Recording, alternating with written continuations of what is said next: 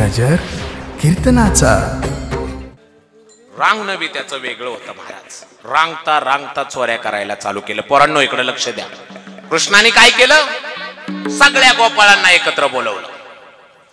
गोपाळांनो, अरे तुमच्या तब्येती अशा कशा? गोपाळांनी सांगितलं, कृष्णा काय करावं, खायलाच काय मिळत नाही. अरे घरी एवढ्या गाया गुरं आहेत तरी तुमच्या तब्येती अशा, तब्येत का होत नाही?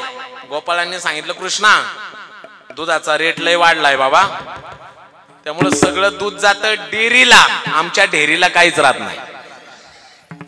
अरे मागून देत नाहीत का? नाही देत कृष्णा. मग कृष्णाने सांगितलं चोरी करून मिळवायचं. मग कृष्णाने सांगितलं चला मागून देत नाही तर चोरी करून आणायचं आणि आपण प्यायचं दही दूध.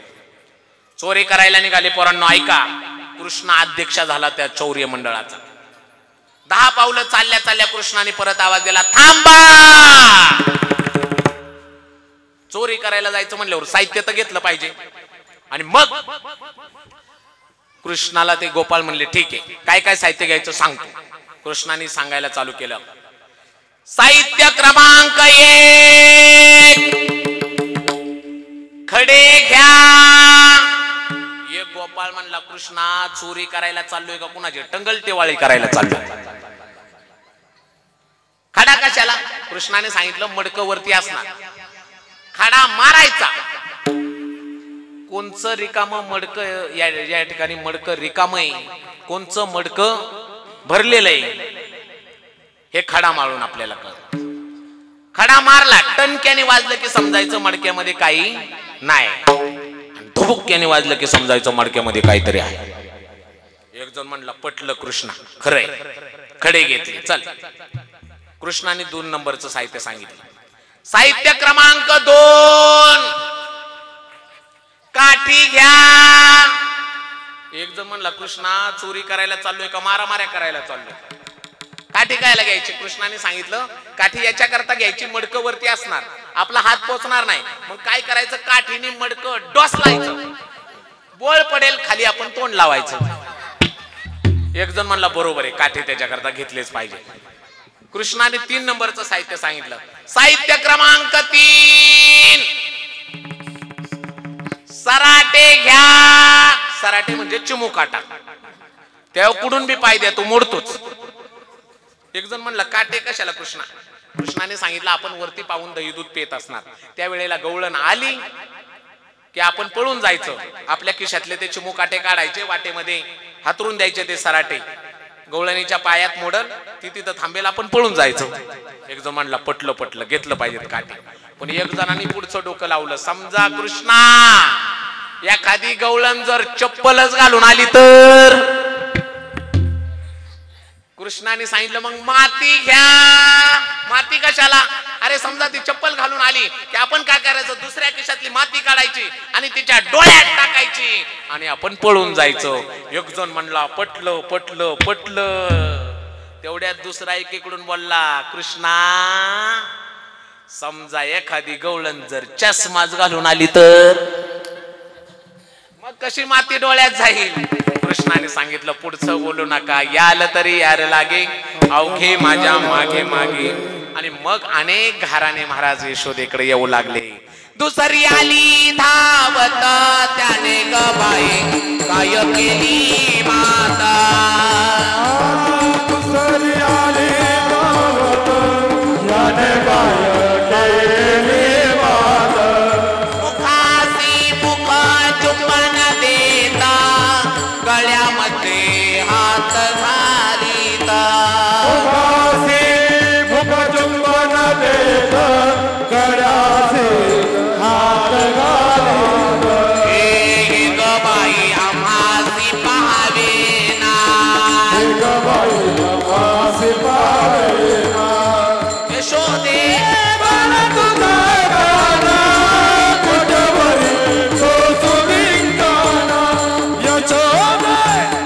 तो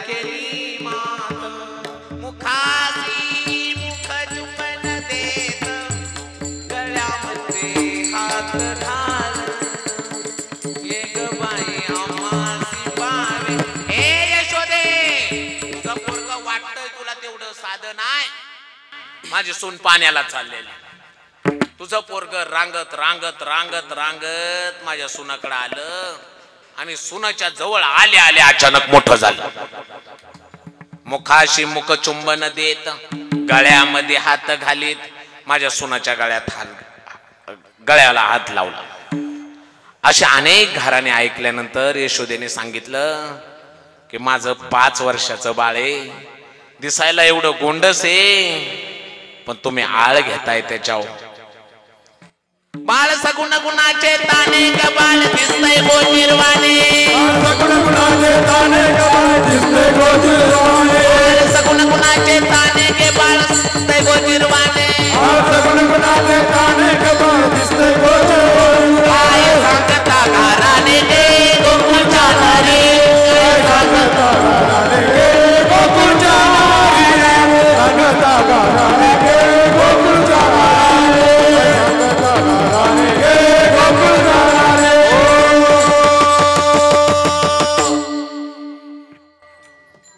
सगळ्या महिला मंडळ मिळून यशोदेकडे गेल्या यशोदेने स्पष्ट शब्दात सांगितलं यशोदे तुझं पोरग वाटतंय तेवढं सोपं नाही माझी सून रांगोळी काढत होती तुझं पोरग आलं माझ्या सुनाला म्हणतंय बाजूला तुला रांगोळी येते का काढायला सुनाला वाटलं पाटलाचं पोरग आहे चांगली रांगोळी काढील रांगोळी काढणं तर लांब काढलेली बी सगळी मिक्स केली तिथं कार्यक्रम करून निघून गेलं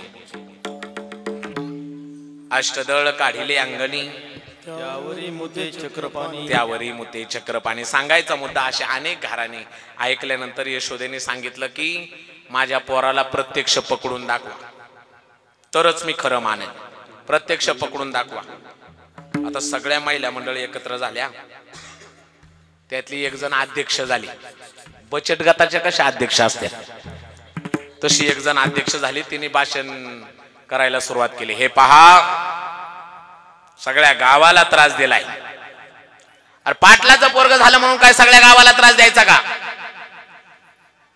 त्याला म्हणाव आता मी अध्यक्ष झाले माझ्या घरी येऊन पहा बघ कसा बांधून ठेवते आणि आई पुढे नेऊन मारते आई लय म्हणते 5 वर्षाचं माझं बाळ सगुण गुणाचं तान दिसतंय गोजीरवान असा बांधून ठेवते मारते आई पुढे नेऊन आता असं ऐकल्यानंतर कृष्ण बी त्या मीटिंगला हजर होता माग लपून ऐकत होता कृष्ण म्हणला पेंद्याला पेंद्या ही कोण राज्याध्यक्ष नवीनच पेंद्या म्हणला कृष्णा ती खालच्या आळीची तू गावाच्या नादी लाग पण तिच्या नादी लागू नको ती लय खतरा आहे म्हणूनच अध्यक्ष झाली कृष्ण म्हणला आज तिच्याच घरी जायचं ती आज कृष्ण आपल्या घरी येईल म्हणून बाहेर काठी घेऊन राखान बसलेली कोण अध्यक्ष कृष्ण कौलाच्या वरून गेला सगळ्या गोपाळांना दही दूध खाऊ घातलं आणि रात्रीच्या 2 वाजता गोपाळांना बाहेर काढून सांगितलं जा माझं थोडं काम आहे ही 2 वाजेपर्यंत बाहेर राखण होती 2 वाजता कृष्णाने मधूनच दरवाजा वाजवला कोण आहे दरवाजा खोली ती बाहेर बसलेली थोडीशी झोप तिला लागतच होती ती खडबडूनच जागी झाली भात झाला असेल तिला वाटलं परत 2 मिनिटांनी दरवाजा वाजला कोण आहे दरवाजा खोली आता मात्र घाबरली शेजारणीकडे पळत गेली आता ग माय मधूनच घरातून आवाज येतोय कोण आहे दरवाजा खोली शेजारीन म्हणली त्या पाटलाच्या डोल्याला काय बोलली होती का काय नाही फक्त एवढंच म्हणलेले त्या कृष्णाला की माझ्या घरी येऊन पहा बघ कसा बांधून ठेवते ना आई पुढे नेऊन मारते शेजारीन म्हणली तोच डोला असं चल आपण पाहू घरामध्ये आली कुठं सापडला नाही शेजारीन म्हणली तो दरवाजाच्या मागे लपतो दरवाजाच्या मागे हात टाकल्या टाकल्या शिंडी लागली कृष्णाच्या हाताला बाहेर ओढलं बांधून टाकलं खांबाला. रात्रभर महाराज कृष्णा त्रास देत होता. आता बघ सापडलास का नाही. आई पुढे नेते. आई लय मोठ्या तोंडाने बोलत होती. 5 वर्षाचं बाळ गोजीरवानं दिसतंय, असं दिसतंय, तसं दिसतंय. आता आई पुढे नेऊन तुला मारणार. कृष्ण म्हणला तुझे काय हिम्मत आहे आईच्या पुढे न्यायची. रात्रभर त्रास दिला. अग टकटक माकड रात्रभर त्रास द्यायला चालू केला. रात्रभर ती गवळण म्हणली सकाळ झाल्यावर मी बघते, आता काहीच तुला बोलणार नाही. सकाळ झाली. आता ती अध्यक्ष होती. कृष्णाला पकडलेलं तिने, सामान्य गोष्ट नव्हती. आता तिने कृष्णाच्या हाताला धरलं, सोडून हाताला धरलं. आता कृष्णाला कुणीच पकडलं नव्हतं, तिने पकडलेलं. त्यामुळे ती खाली बघायलाच तयार नाही. कृष्णाला पकडलं ना अगदी वजनातच चाललेली. आवाज देत पकडला का नाही. अरे सगळ्या गावाला त्रास दिला होता पण मी पकडला म्हणूनच मी अध्यक्ष. ती खाली बघायलाच तयार नाही महाराज, खाली बघायलाच तयार नाही. आणि मग या ठिकाणी घेऊन चालली. आता कृष्णाने आता रात्रभर त्रास दिला होता. टॉक टॉक माकड हे सगळं म्हणला होता. आता मात्र कृष्णाने डोळ्याला पाणी आणलं आणि तिला विनंती करायला चालू केलं. ए तुझ्या मुलासारखा आहे, एकदा सोडून दे. आई लय मारल ग, सोडून दे एकदा. आता रडायला लागला का जमणार नाही. पण खाली बघतच नव्हती आतापर्यंत. रात्रभर लय म्हणत होता टॉक टॉक माकड. आता कुठं गेलं. आता आई पुढे नेऊन मारणार तुला. कृष्ण म्हणला आता ही काय आपल्याला नेल्याशिवाय राहणार नाही. कृष्णाने रडायला चालू केलं. आता रड नाही तर काय कर, पण मी तुला तुझ्या आई पुढे नेणार. तुझ्यासाठी नाही पण तुझी आई लय मोठ्या तोंडाने काल बोलत होती. मला तिच्याकडेही थोडस बघायचंय आणि तुझ्याकडे बी बघायचंय. त्यामुळे मी तुला घेऊन जाणार आहे. खाली बघायलाच तयार नाही. कृष्ण म्हणला रडता रडतात म्हणला ए तुला आता नेणारच, तू मला माहिती आहे तुला न्यायचंय तर घेऊन जा. पण काम करून करून तुझे हात झाले दगडासारखे आणि माझा कवळा हात पकडलायस. मला हात तरी बदलू दे की. ती म्हणली आण डोल्या दुसरा. खाली बघितलं नव्हतं आतापर्यंत तिने. पण तेवढ्याच वेळात कृष्णाने डाव साधला. हिचाच म्हणजे अध्यक्षाचा मुलगा बाळ्या, कृष्णाचा मित्र, तिथं गोट्या खेळत होता. त्या बाळ्याला हाक मारली, खुणावलं कृष्णाने, ए बाळ्या इकडे. आता बाळ्याने आई बरोबर कृष्णाला पाहिलं, पळतच आला. काय रे कृष्णा आज आई बरोबर. कृष्णाने सांगितलं काय नाही, घरी सवासण्या जेवायला आहेत, पोळ्याचा स्वयंपाक केलाय, कोरडा आहेत, पापडे आहेत, भजी आहेत, सगळे. तुमच्या आईला निमंत्रण द्यायला गेलतो तर आई म्हणली माझ्या बरोबर चल, पण मला बाकीच्या सवासण्याही सांगायला जायच्यात. तर तू काय कर, तू जर आई बरोबर गेला तर पोळ्याचा स्वयंपाक केलाय, भजी आहेत, कोरडा आहेत, पापडे आहेत, सगळं तुला खायला मिळेल. बाळ्याने गोट्या तिथं टाकल्या आणि म्हणला जातो की आई बरोबर. कृष्णाने आपला हात काढला. ती म्हणली आण डोल्या दुसरा हात. तिच्याच मुलाचा हात घेतला आणि तिच्या हातात दिला. ते निघाली. ते पोरग खालून म्हणत, ए आई मी तुझा बाळ्या. बाळ्या नाही, बाळ्या नाही, कोण नाही. ते खालून मी तुझा बाळ्या, मी तुझा बाळ्या. बाळ्या नाही कोण नाही. आईला जाऊन सांगते आता काय. बघता बघता तो कृष्ण मागच्या दाराने यशोदेवशी आला. ए आई सांग ना, सकाळपासून मी कुठे बाहेर गेलोय का. नाही ग, माझं बाळ सकाळ धरून माझ्या नजरेसमोरच. आई या गावातल्या सगळ्याच महिला माझ्यावर आळ घेतात. नाही नाही ते तुला सांगतात आणि तुला वाईट वाटतं, तुझ्या डोळ्यामध्ये पाणी येतं. बघ आई सकाळचीच वेळ आहे, तू बघच गंमत. आताच सकाळच्या वेळेला कोणतरी येईल आणि तुझ्या कृष्णाने असं असं केलंय तुला सांगलच. बघ कोणतरी येईलच. तेवढ्यात गवळणीने आवाज द्यायला, यशोदे बाहेर ये. खाली बघितलं नव्हतं बरं का तिने आतापर्यंत. यशोदा बाहेर आली. कोण एवढ्या मोठ्या आवाजामध्ये बोलतोय. पकडला का नाही आज, सांग आता काय शिक्षा करणार तू. यशोदा म्हणली अगं पोरग तुझंच आहे, घरची भांडणं घरीच मिटवायची. आता घरची वाटली का. काल लय म्हणत होती माझं बाळ सगुण गुणाचं तान दिसतंय गोजीर वान. अगं पोरग तुझं आहे, मी मध्ये काय बोलू. आता तुझं पोरग का. काल लय म्हणत होती माझा कृष्णा, माझा कृष्णा, माझा कृष्णा. यशोदा म्हणली हिच्या डोक्यात काय पाणी झालंय का.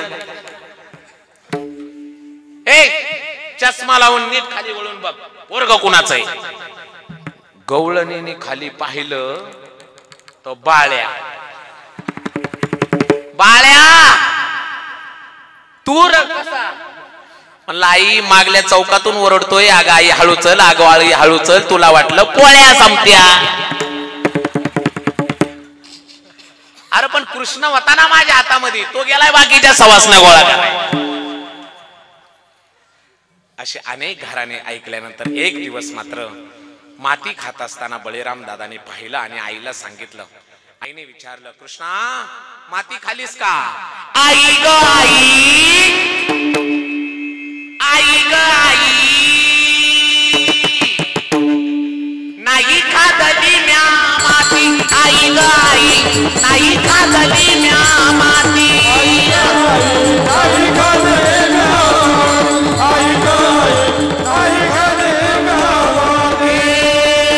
बळीराम दादा खोट बोलतो, बळीराम दादा खोट बोलतो.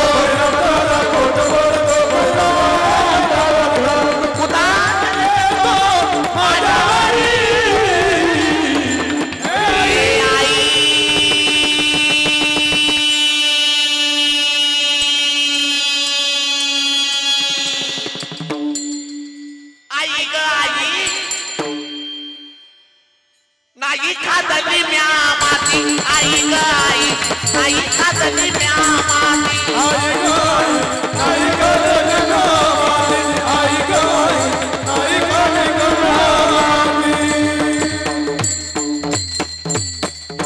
तोंड उघडल्या आज सगळं जगच दिसलं कृष्णाच्या तोंडात. आईला मूर्छितच पडली ना. अर्ध्या तासाने जाग आल्यावर मग म्हणली, आपल्याला जर तोंडामध्ये चित्रपट दाखवत असेल जगाचा, तर जगाला किती मोठा चित्रपट दाखवत असेल. त्याला सांगितलं, जा उद्या जाई राणा सवे घेऊन उदना. राणामध्ये आले आणि मग मात्र तिथं वेगवेगळ्या प्रकारचे खेळ खेळू लागले. हा मामा पोरा, हा मामा घुमरी वाजे ग मामा. हा मामा पोरा, हा मामा घुमरी वाजे. हा मामा पोरा, हा मामा घुमरी वाजे ग मामा. हा मामा पोरा, हा मामा घुमरी वाजे. घुमरी वाजे ग मामा. घुमरी वाजे ग मामा.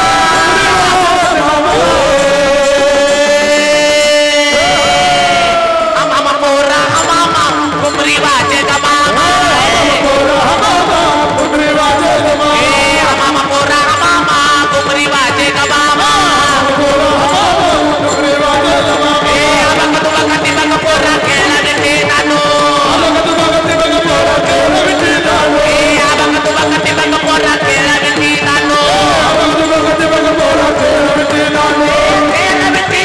आता बिहू नको.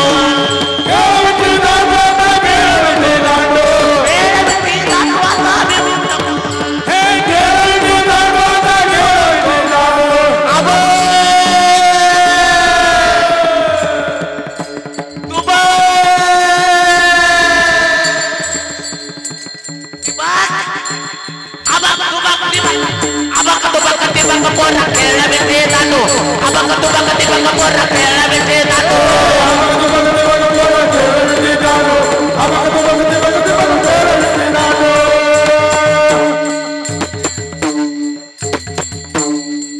अनेक खेळ झाल्यानंतर सारा विठी दांडू अनेक काही खेळ मांडू सगळे खेळ खेळू झाल्यानंतर आता मात्र 1 वाजून गेले.